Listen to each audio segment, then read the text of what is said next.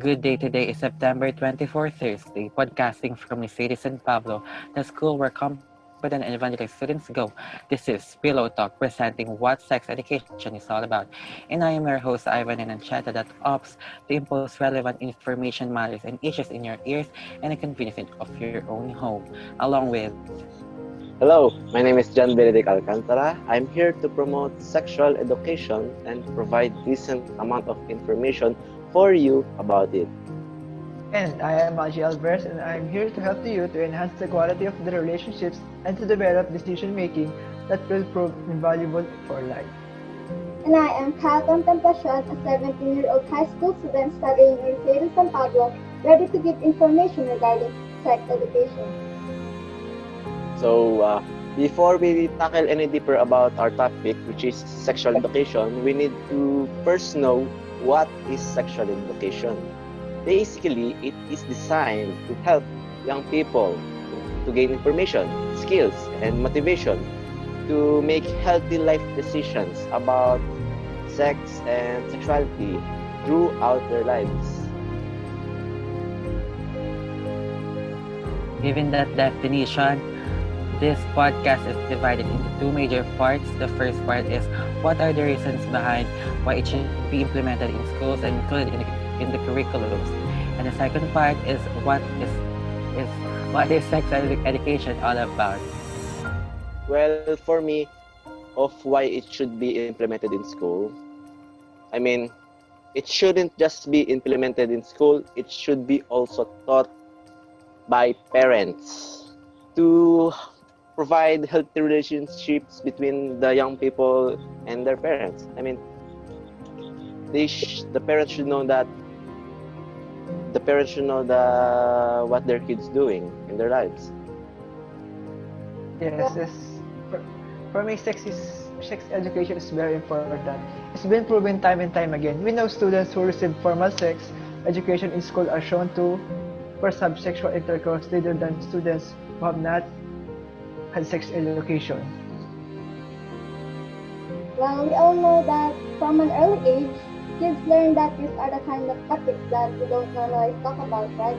And it is important that children receive sex education at an early age that normalize sex and creates a sex positive frame of mind. This not only prevents them from acquiring misinformation, but also ensures that they grow up to be well informed. Or because some parents may lack the responsibility to teach their children about it. This way, kids can learn about it around their peers and realize that they are not alone with the question they have. So it is clearly said that sex education is not just about sex and sexuality.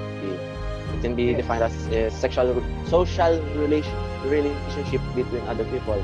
I mean, they should be able to understand, have value, and feel autonomy over their bodies, of what they are feeling in their bodies, and respect others to their bodily autonomy. I mean, ano ba, babae, menstruation, others think that it is disgusting, but they didn't know that it is completely normal for girls to have a menstruation, especially at the age of 13 to 18. So, And one of Showing- the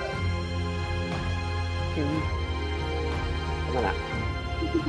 And one of the problems that I encounter is I heard that teaching students about sex only encourage them to have sex. But is this really true? Because for me, hindi. Sexually education is not only focused on how to have sex, it also includes a focus on values, decision making, biology, emotion, and our gender, identity, and sexual feelings. It also presents abstinence, delaying our first sex, limiting the number of partners, and safer sex. Well, knowing what Filipinos are like, some of them may think that imposing sex education will cause an increase in sexual activity in teenagers. However, in reality, it teaches teenagers properly what sex is and learning on their own. Teenagers will have background knowledge on the subject. The implementation of this class can lead to so many positive outcomes for the country, such as a decrease in teenage and teenage pregnancy, proper family and future planning. And this lessening of teenagers dropping out of school because they cannot support both their children and their education. So, in Wow. simple words, um, okay, you can share.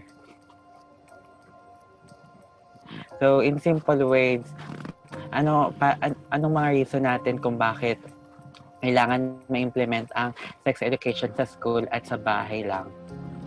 What are your thoughts? In simple words, okay lang naman. To Hindi. be... Gusto. Okay. For me, to avoid misinformation around, social media, mas maganda yung, talaga, yung from, sexuality education talaga yung, dun ka makakakuha ng information about, yun nga, sex. Clarification lang. Hindi lang dapat siyang implement sa school. Pati dapat din sa parents. Yes. Kailangan Turuan nila. Natin. Yes. And for me, kung sa simple word, para sa akin is to start safe and stay safe. Kumbaga, kung masimulan natin ng tama, kung papanatili natin siyang tama, at pwede din natin makapag-share sa iba, at may matutunan yung ibang tao sa atin. So, given that reasons, let's jump into the next part of the podcast. Do you have any additional information to add now? Sexual education can practically protect their academic success. Why? Sexual abstinence. If you do sexual abstinence nga po pala ay yung pagtigil ng sex, ng mga sexual activities. Mga orgasms mo, etc., mga pag-intercourse ka, outer course. It helps you to focus on your goal, to your academic work.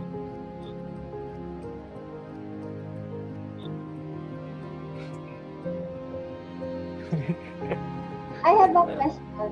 Kasi, di ba, what if you're into sexual abstinence, di ba? What if yung partner mo, he's not into that? So, anong kailangan gawin doon? Technically, ang sexual abstinence ay hindi naman sa pagpigil ng intercourse. Pwede ka pa naman din makipag-sexual activity nang walang intercourse. Pero, kumbaga, ibang way. Yes.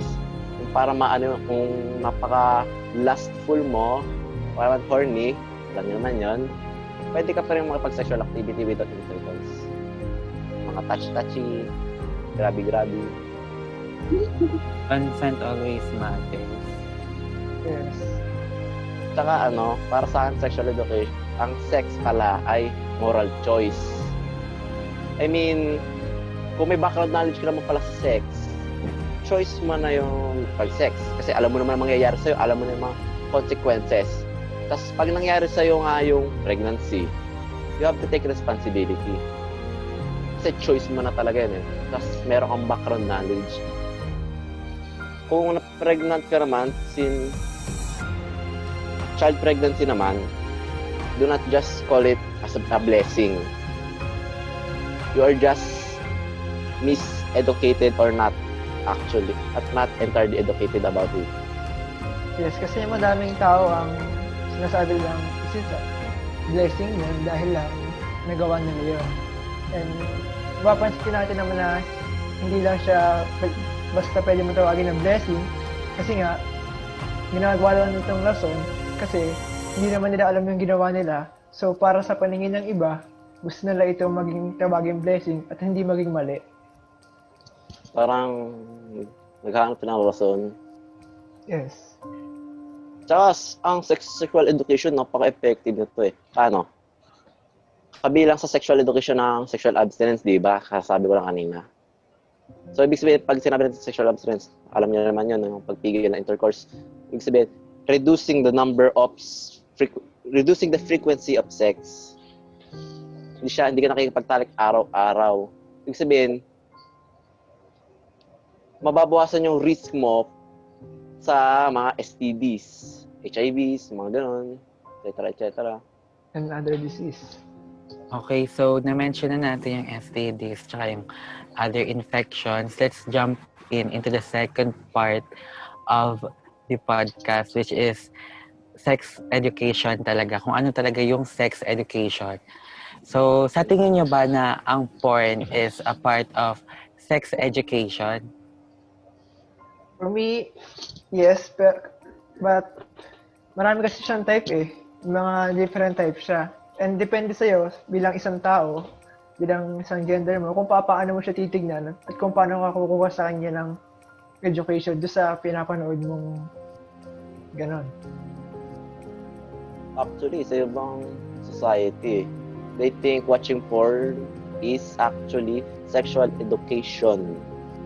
Paano naman yung mga batang nanonood ng porn, naging addicted sa porn?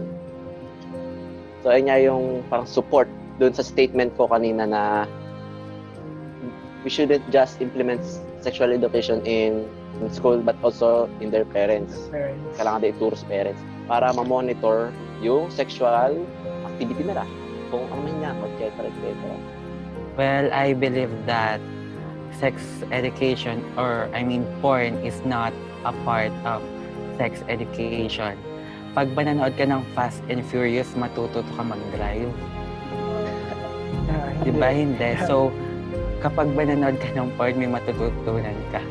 And sa porn, hindi naman nila sinasabi yung mga parts ng body mo, yung sexual anatomy mo. Hindi naman nila ini-include doon yung consent, which is part of sex education, yung age consent or consent. Hindi ini-include sa porn yun.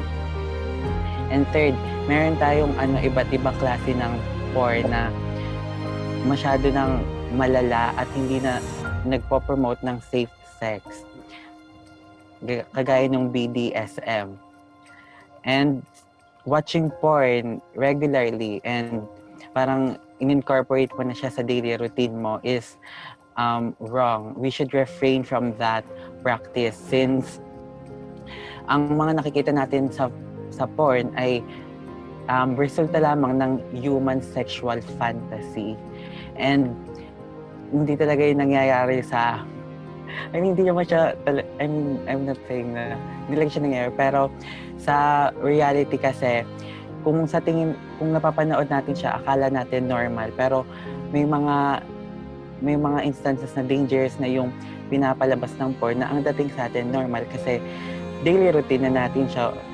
Paano na lang kung nangyari siya sa reality, kung isa sa kaibigan mo naka-experience ng ganon na dangerous pala yun pero ang tingin mo normal lang kasi nanonood ka ng porn. Kaya in my opinion, porn is not a part of sex education. It's only for entertainment. Yes. Counterpoint. Para kang it's just like you're trying to say that watching porn is parang sinasabi mo kasi na bawal manood ng porn kasi because of BDSM and other not actually safe sex. For me, it is okay. Pero yung sinabi mga types of porn, I disagree with it in BDSM. It is not safe sex. Because watching porn helps us promote safe sex. Pero, we should illegalize the BDSM. Mga hindi safe sex. Kasi, diba siya, hindi siya safe, hindi siya normal. It is disgusting. Yes. That's why, teens leads to no safer options kung paano nila gawin yung tamang paraan at mas safe na paraan na ito. Yes, but I'm only saying that you can watch porn, safe porns, but don't consider it as sex education. Yun lang. Tapos, next naman nating pag-usapan is yung dapat ba natin i-normalize yung paggamit ng mga terms about sex. Formal. Hindi normalize yung mga paggamit natin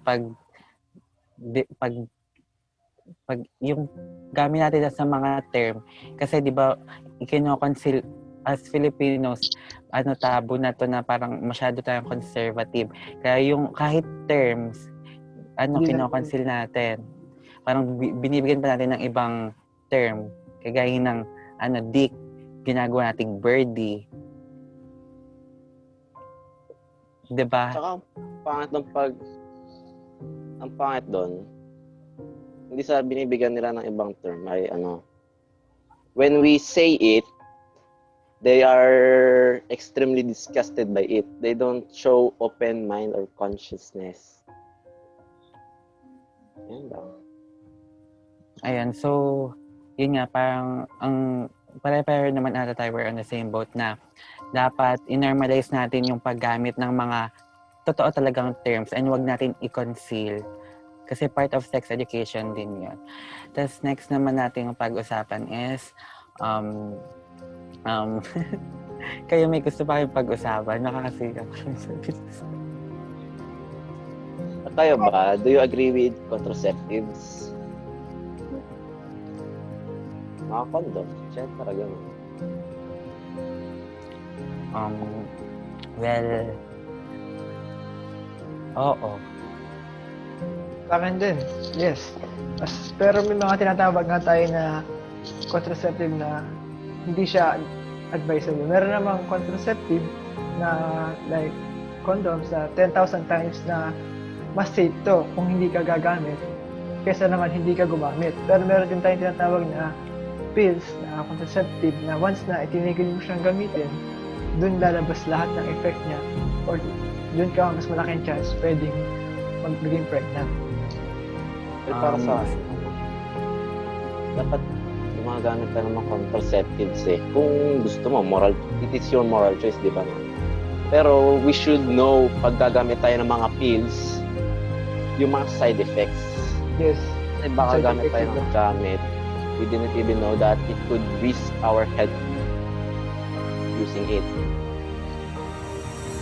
Ibig sabihin, pag nalaman natin yung side effect ng mga pills na yon, mga contraceptives, moral choice mo na kasi you have a background knowledge about it, di ba? So, meron ba kayong alam na ibang sex myths na sa tingin natin mali at dapat i-address? Gaya ng pag sinabi kunyari yung sperm nasa loob na ng sexual part ng babae, pag ba umihi siya, mawawala na rin yung sperm. Di ba? Yun yung may mga sex myths kasi na gano'n. Kunwari ba na, At may mga yung tao na naniniwala na totoo yun.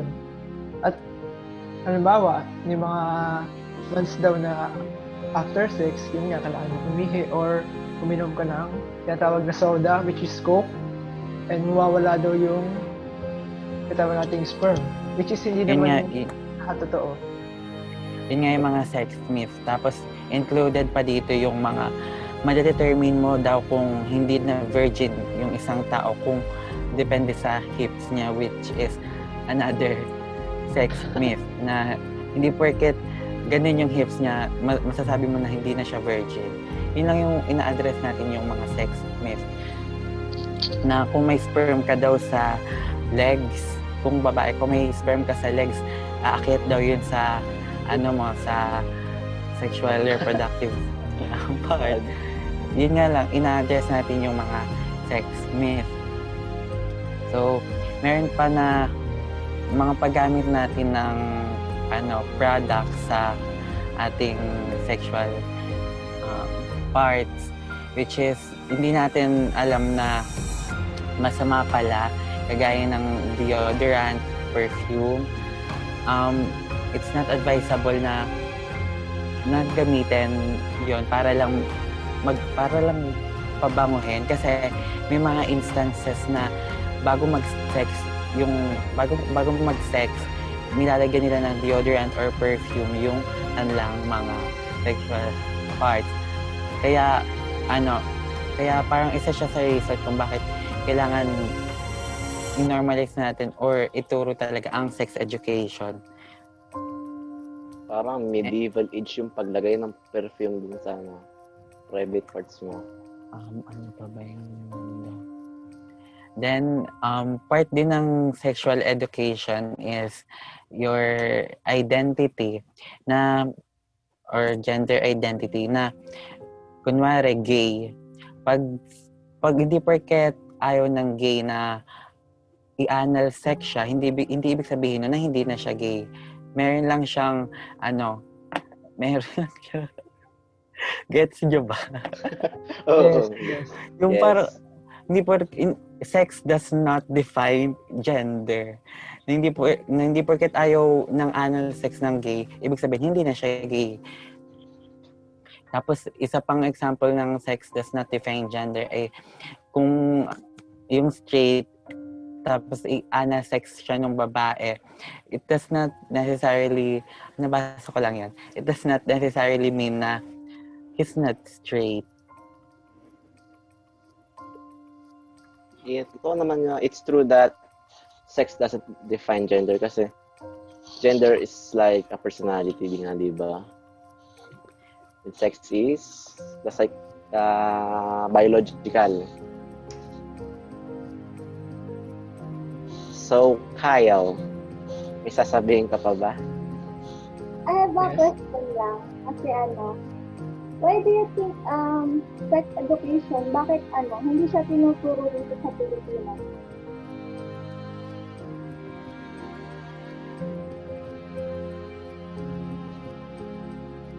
Di ba pinatuho? Maybe dahil Sino? Parang hindi siya normal, gano'n. hindi siya ganun unlike sa ibang bansa, di ba? Actually, Kasi- tinuruan kami. Ikaw Kasi muna. depende rin yun talaga sa belief ng mga Filipino. Kasi para sa kanila, ang conservative ng topic ngayon na para na hindi dapat agad ituro sa mga kabataan. Ang tingin nila, once na tinuro mo to or binuksan mo yung isip nila, ang tingin nila is gagawin nila at susubukan nila to. Pero hindi mo ka dapat tingnan doon sa paraan na yun. Dahil magbibigay ito ng information at para mas naiwasan ng mga bagay na hindi naman talaga dapat mangyari. Nag-iisip Kaya kasi nga sila. Sige, ikaw muna. Hindi ko muna. Hindi kaya naniniwala sila na nag-iisip sila dun sa once na tinuruan mo yung binuksan mo isip nila, na-encourage lang sila. Which is hindi naman yung totoo. Ibig sabihin, pag in-implement talaga natin normalize ng sexual education, may linya dyan ibig sabihin, yung generation na to at yung susunod pa, ay na lang yung matuturoan ng sex education normalize. Paano normalize? Comprehensive sexual education, detalyado. Hindi lang siya yung grade 5 tinuro. Para sa akin, grade 5 lang siya tinuro. Tsaka sexual anatomy lang yung tinuro, hindi siya yung tungkol sa mga sexual relationship about others.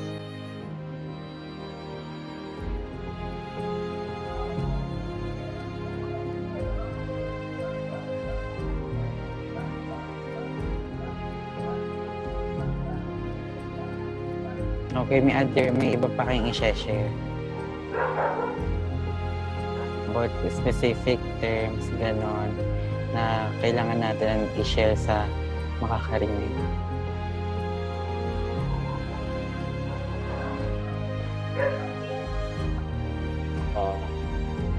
Sige. Okay, yung spanking. Yung spanking dapat na hindi, sinasabi. Yung spanking is dapat, hindi lang siya yung parang repeatedly na paghampas sa body part ng spanky. So, may term kasi yan. Yung nangahampas is spanker and yung hinahampas is yung spanky. Pag nag-i-spanking kasi it's part of sex, parang sa kanila, it adds up to the pleasure. So, bigyan lang natin ng konting information about spanking. Kung ang spanking,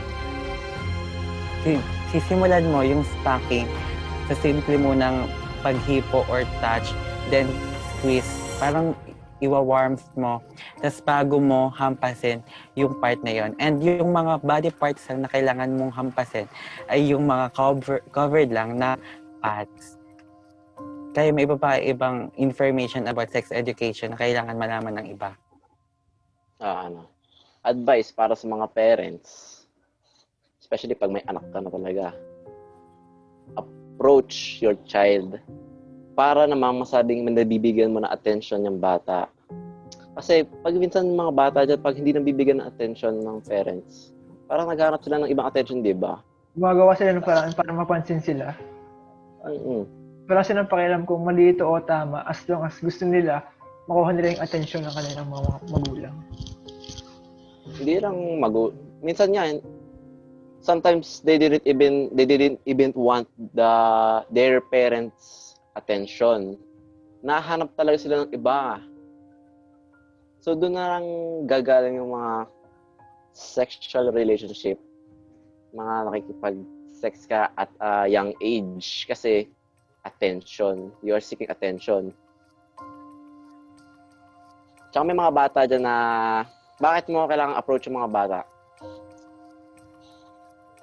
There are more, prone For to, you? they can easily make mistakes sa buhay nila. Like, early pregnancy, diba? It is very usual here in the Philippines.